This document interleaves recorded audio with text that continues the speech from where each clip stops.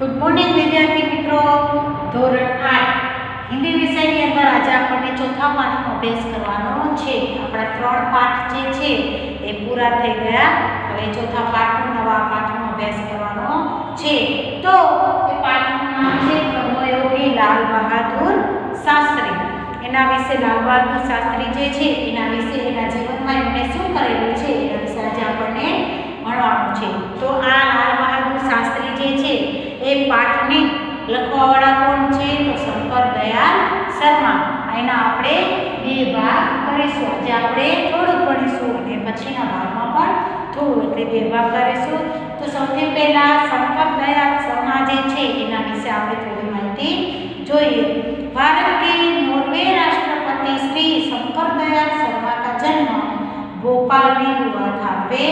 બે મિક્સ નથી કરવાનું, ધ્યાન રાખવાનું છે. શંકર દયાળ શર્મા જે છે એના વિશે વાત કરી છે ત્યારે આ લેખક છે શંકર દયાળ શર્મા જે છે એ લેખક છે અને એમનો જન્મ કઈ જગ્યાએ થયો હતો? તો નોર્વે રાષ્ટ્રપતિ શ્રી ભારતના પહેલા આપણા આગળના નોર્વે રાષ્ટ્રપતિ જે હતા શ્રી શંકર દયાળ શર્મા. એનો જન્મ કઈ જગ્યાએ થયો હતો? ભોપાલમાં.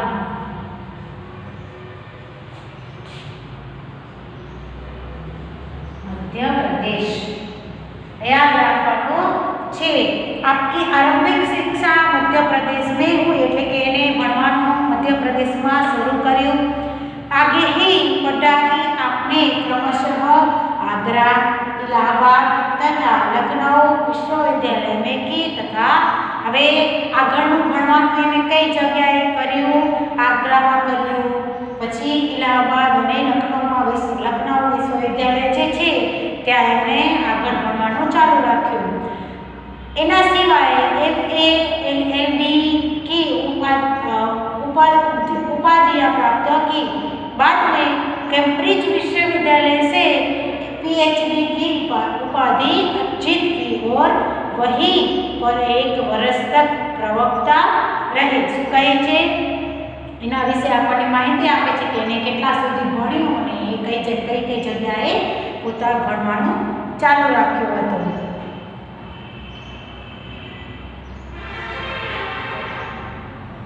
तत्पश्चात भारत लौटकर आप राजनीति में सक्रिय हुए. એટલે કે હવે એ શું કરે છે? પોતાનું બધું ભણવાનું પૂરું કરી અને જ્યારે ભારત પાછા આવે છે ત્યારે રાજનીતિમાં જોડાય છે, રાજકારણમાં જોડાય છે. विधायक और सांसद के रूप में आरंभ हुए आपकी राजनीतिक यात्रा राज्यपाल, उपराष्ट्रपति और राष्ट्रपति के सर्वोच्च पद पर जाकर समाप्त हुई. શું કરે છે? રાજકારણમાં જોડાય છે એટલે ઉપરની ઉપર એને સીટ મળતી આવે છે. हिंदी और अंग्रेजी दोनों भाषा में आपके अनेक पुस्तकें लिखी. શું કહે છે કે પોતે શું કરેલું છે? હિન્દી અને અંગ્રેજીમાં ઘણા બધા પુસ્તકો લખેલા છે.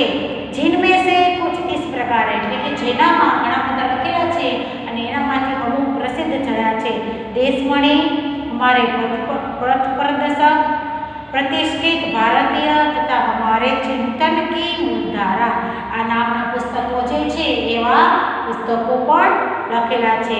कर्मयोगी लाल बहादुर शास्त्री रेखांकित में लेखक शास्त्री जी के व्यक्तित्व का विश्लेषण करते हुए यह निष्कर्ष प्रस्तुत करते हैं.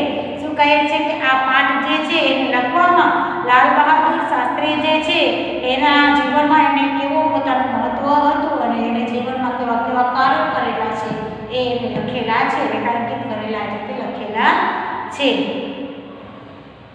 अपनी कर्मठता के गुण के कारण लाल बहादुर शास्त्री एक अति सामान्य परिवार से उठकर देश के प्रधानमंत्री पद तक पहुंचे. શું કહે છે કે એ પોતાના સામાન્ય પરિવારમાં પોતાનો જન્મ થયો હતો અને સામાન્ય પરિવારમાંથી એ વડાપ્રધાન સુધી પહોંચેલા છે અને એટલું ઊંચું પદ એને સામાન્ય પરિવારના હતા તેમ છતાં પણ વડાપ્રધાનના પદ સુધી એ પહોંચેલા છે. એ કર્મ કો ही ईश्वर मानते हैं. એટલે કે આવા કર્મ જે કરેલા હશે એને જ આપણે ઈશ્વર માનીએ છીએ. कर्म के प्रति अटल आस्था एवं संपूर्ण समर्पण उनके जीवन विकास का मूल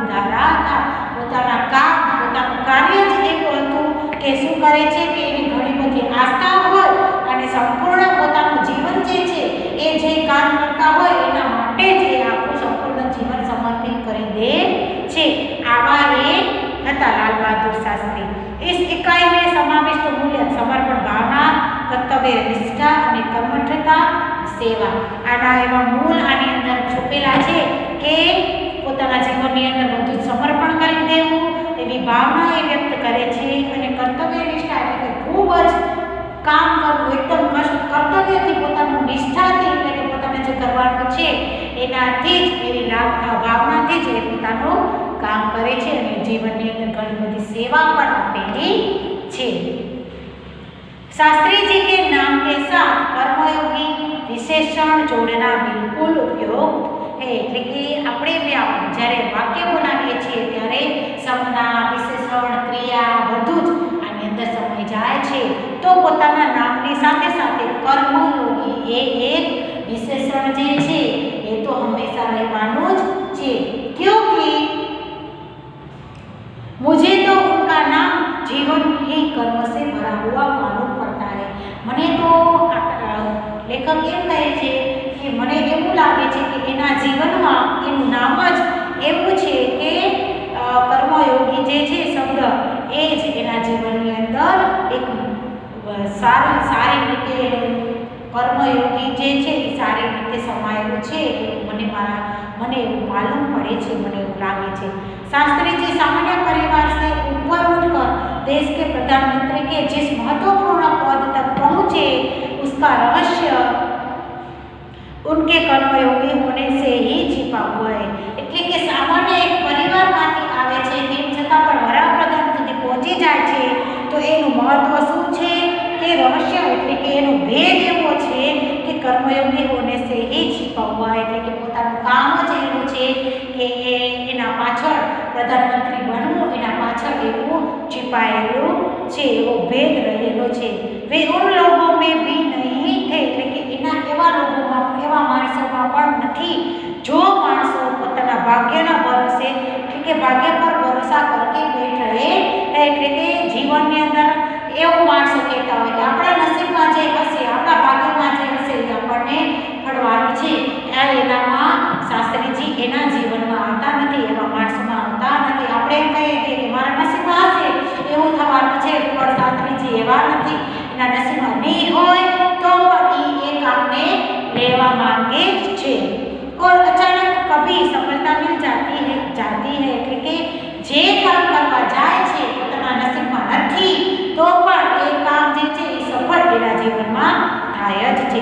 बल्कि वे उन लोगों में से थे जिनको अपनी हथेली की लकीरों के बजाय अपने चिंतन और कर्म की शक्ति पर अधिक भरोसा होता है। શાસ્ત્રીજી કેવા માણસોમાં આવે છે પોતાની હાથની જે રેખા જે છે એને જોઈને હાલવાવાળા નથી અને પોતાનું કામ જે છે નક્કી કરેલું છે, ધ્યેય નક્કી કરેલું છે એનામાં એને સફળતા મળવી જ જોઈએ અને એ સફળતા સાબિત કરીને જ રહે છે એવા માણસોમાં શાસ્ત્રીજીનો સમાવેશ થાય છે। और वे क्रमशः अपने जीवन का रास्ता बनाते हुए आगे बढ़ जाते हैं એટલે કે પોતાના જીવનની અંદર આગળને આગળ રસ્તો બનાવવા માંગે છે અને બનાવતા જાય છે અને આગળને આગળ વધતા જાય છે। शास्त्री जी के लिए कर्म ही ईश्वर था और इसके प्रति बिना किसी फल की आशा किए संपूर्ण भाव से समर्पित करते रहते हैं। शास्त्री जी જે છે પોતાના જીવનની અંદર પોતાના કામને જ ઈશ્વર એટલે કે ભગવાન માને છે અને પોતાના કિસી ફળ કે આશા કે સંપૂર્ણ ભાવ से समर्पित करते हैं એટલે કે પોતાનું જે કાંઈ છે શું કરે છે આશા વગર ફળ મળશે એના એવી આશા વગર પોતાનું જે કામ હોય એ આખું જ કામ જે છે એ સમર્પિત કરી દે છે, સંપૂર્ણ એટલે કે બધું સમર્પિત કરી દે છે। यहाँ तक कि जब भी उन्हें फल की प्राप्ति के अवसर मिले तब भी उन्होंने उस ओर हमेशा उपेक्षित दृष्टि ही रखी। એટલે કે શું કહે છે શાસ્ત્રીજીનું જીવન કેવું હતું કે પોતાને જો કાંઈ કામ કરે છે અને એની અંદર એને ફળ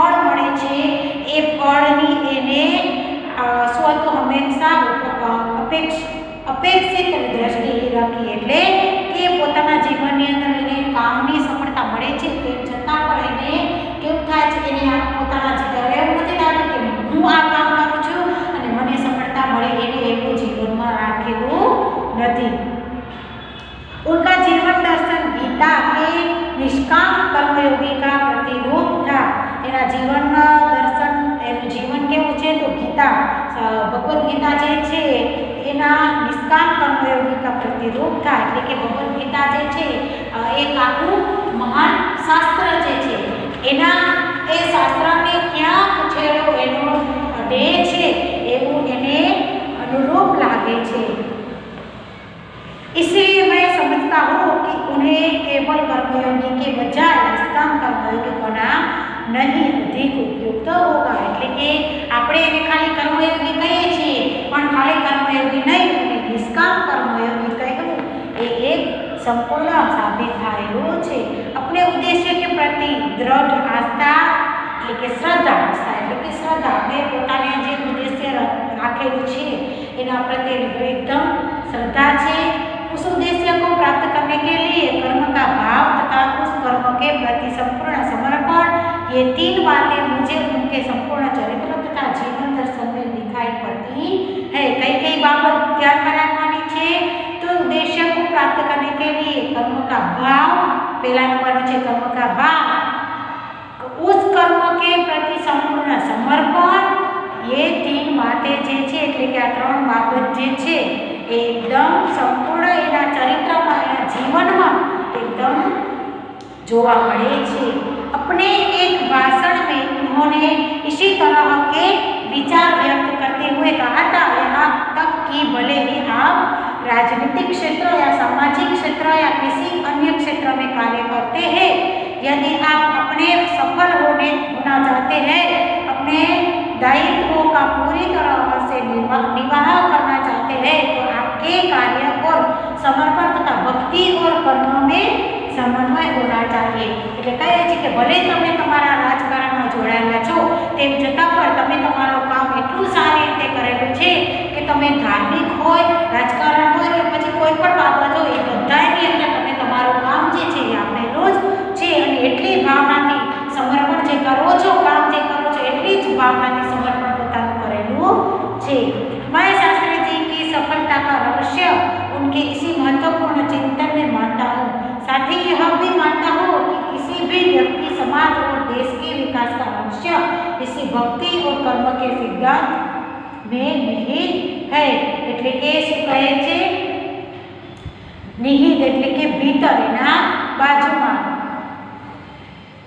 કાંઈ પણ રાજકારણનું કામ હોય કે પછી ભક્તિ और कर्म से સિદ્ધાંત में એટલે કે ભક્તિ એટલે કે ભગવાનનો ધાર્મિક જે હોય એ એના બધાની અંદર એનું એવો જ સિદ્ધાંત છે અને એવા એ બે બાજુએ એવી જ રીતે એ નજીક એટલે કે ભીતર અને ઘણા બધા અંદર ઉતરેલા છે। शास्त्री जी का संपूर्ण जीवन श्रम, सेवा, सादगी और समर्पण का अनुपम उदाहरण है। એનું આખું જીવન કેવું હતું કે શ્રમ, પોતે પોતાના જીવનની અંદર કોઈ દિવસ આળસ કરેલી નથી, સેવા એટલે બીજા માટે સેવા કરેલી, સાદગી, સાવ જ સાદા અને સંપૂર્ણ બીજા માટે જ સમર્પણ કરેલું છે।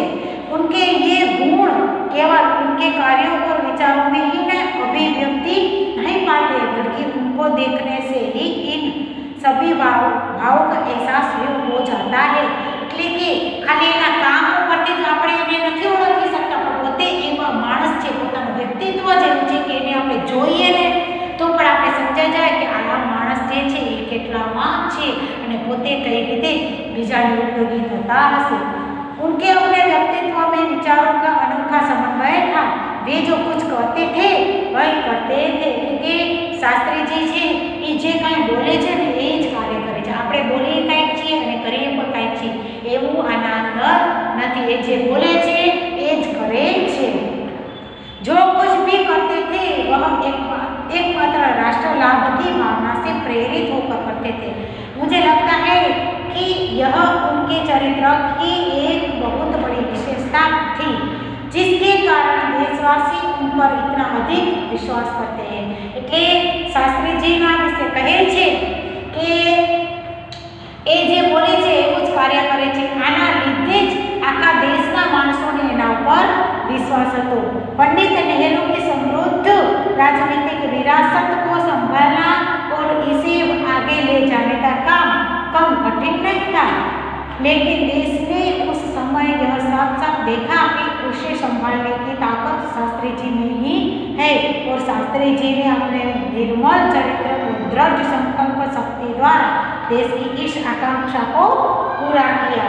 जो पंडित नेहरू जे छे એનું સમૃદ્ધ રાજનીતિક જે હતી, પંડિત નેहरू જે છે એ પોતાની રાજનીતિક જે રાજકારણમાં જે કામ કરતા હતા એ કામ કાંઈ સરળ નહોતું, સીધું નહોતું, પણ આખું કામ જે છે એને સંભાળવાવાળા કોણ હતા અને આખા દેશના માણસો જે છે એને કેના ઉપર વિશ્વાસ હતો? તો શાસ્ત્રીજી ઉપર વિશ્વાસ હતો.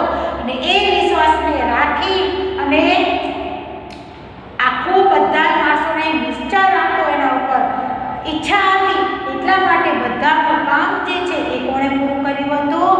શાસ્ત્રીજીને પૂરું કર્યું હતું. પછી शास्त्री जी की एक सबसे बड़ी विशेषता यह थी कि वे एक सामान्य परिवार में पैदा हुए थे. એટલે કે सबसे बड़ी એટલે કે મોટામાં મોટી વિશેષતા એ હતી कि एक सामान्य परिवार में उनका जन्म થયો હતો. सामान्य परिवार में ही उनकी परवरिश हुई और जब वे देश के प्रधानमंत्री जैसे महत्वपूर्ण पद पर पहुंचे तब भी वह सामान्य ही बने रहे. એટલે કે સામાન્ય પરિવારમાં એમનો જન્મ થયો હતો અને એનું લાલન પાલન ઉછેર પણ સામાન્ય પરિવારમાં જ થયો હતો. જ્યારે એ વડાપ્રધાનના પદ પર પહોંચે છે ત્યારે પણ સામાન્ય પદમાં જ રહે છે. એટલે સામાન્ય જ પોતાનું આખું જે છે રહેણી સામાન્ય જ રાખે છે. એટલે કે આપણા જેવી જ રાખે છે. विनम्रता, सादगी और सरलता उनके व्यक्तित्व में एक विशिष्ट प्रकार का आकर्षण पैदा करते हैं. इस दृष्टि से शास्त्री जी का व्यक्तित्व बापू के अधिक करीब था और कहना न होगा कि बापू से प्रभावित होकर इस सन 1921 में उन्होंने अपनी पढ़ाई छोड़ी थी. હવે એનું એટલું સાદગી ભર્યું જીવન હતું કે ગાંધીજી જેવા જે રાખતા હતા અને ગાંધીજીથી એની સરખામણી કરવામાં આવતી હતી. कहना न होगा कि बापू से प्रभावित होकर એટલે કે ગાંધીજીથી પ્રભાવિત થઈ અને 1921માં પોતાનું ભણવાનું એને છોડ્યું હતું. शास्त्री जी पर भारतीय चिंतकों डॉक्टर भगवान दास तथा बापू का कुछ ऐसा प्रभाव रहा कि वह जीवन भर उन्हीं आदर्शों पर चलते रहे. એટલે શાસ્ત્રીજીના જીવનમાં એવો પ્રભાવ હતો, એવી જરૂરત એવી હતી કે જીવનભર એને આદર્શ અને બીજા પ્રત્યે औरों को इसके लिए प्रेरित करते रहे, आदर्शों पर चलते रहे. હવે શું કહે છે કે ગાંધીજીમાંથી એને પ્રેરણા મળી અને ડૉક્ટર ભગવાનદાસ જે છે એના જીવનમાંથી પણ એને ઘણી બધી પ્રેરણા લઈ અને પોતે શું કરે છે પોતાના જીવનની અંદર પણ એના જેવા જ પ્રેરિત રહે છે. शास्त्री जी के संबंध में मुझे बाइबिल की वह उक्ति बिल्कुल सही जान पड़ती है कि विनम्र ही पृथ्वी के वारिस होंगे. શું કહે છે? શાસ્ત્રીજીના જીવનમાં એવો સંબંધ છે કે બાઇબલ જે છે શાસ્ત્ર છે, એક બાઇબલ જેવી રીતે ભગવદ્ ગીતા આવે છે, કુરાન આવે છે, એવી જ રીતે બાઇબલ પણ છે. એનામાં લખેલું છે કે વિનમ્ર ही પૃથ્વી के वारिस होंगे. એટલે કે આપણા પૃથ્વી જે છે ધરતી જે છે એના વારિસ કોણ રહેશે? આપણો સ્વભાવ, આપણી ભાવના, આપણી વિનમ્રતા જે છે એ જ આ પૃથ્વીનો વારસદાર રહેશે. આપણા ફેમિલી મેમ્બરની અંદર કહીએ આપણા જ્યારે માણસો જે છે એની અંદર એક દીકરો વારિસ થાય છે અને આ પૃથ્વીનો વારિસ કોણ છે? તો આપણો સ્વભાવ છે. એ આખું બાઇબલમાં એવું લખેલું છે. અને આ શાસ્ત્રીજીના જીવનમાં પણ એવું છે. શાસ્ત્રીજીનું જીવન જે છે એનું વારિસ કોણ છે? તો પોતાની સાદગી, વિનમ્રતા, પોતાની ભાવના જે છે, કર્મ જે છે એ બધું જ એનો એક વારિસ છે. તો વિદ્યાર્થી મિત્રો, આયા સુધીનો પાઠ જે છે એ આપણે પહેલા ભાગની અંદર અભ્યાસ એનો કર્યો કે શાસ્ત્રી જે છે પોતાના જીવનની અંદર બીજા પ્રત્યે કઈ રીતે કર્મો જે છે એની સેવા, પોતાનું કામ જે છે એ કઈ રીતે કરે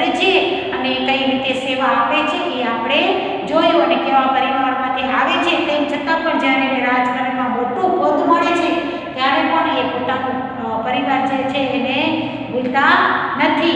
અને કેનામાંથી પ્રેરણા મળે છે? એને ગાંધીજી ઉપરથી પ્રેરણા મળે છે અને ડૉક્ટર ભગવનદાસ જે છે એનામાંથી એને પોતાની પ્રેરણા જે છે લીધેલી છે અને એ કોઈ દિવસ ભૂલતા નથી. આ આપણે શીખ્યો. એના પછીનો પાઠ જે છે એ આપણે આગળના ભાગમાં એનો અભ્યાસ કરીશું. અસ્તુ.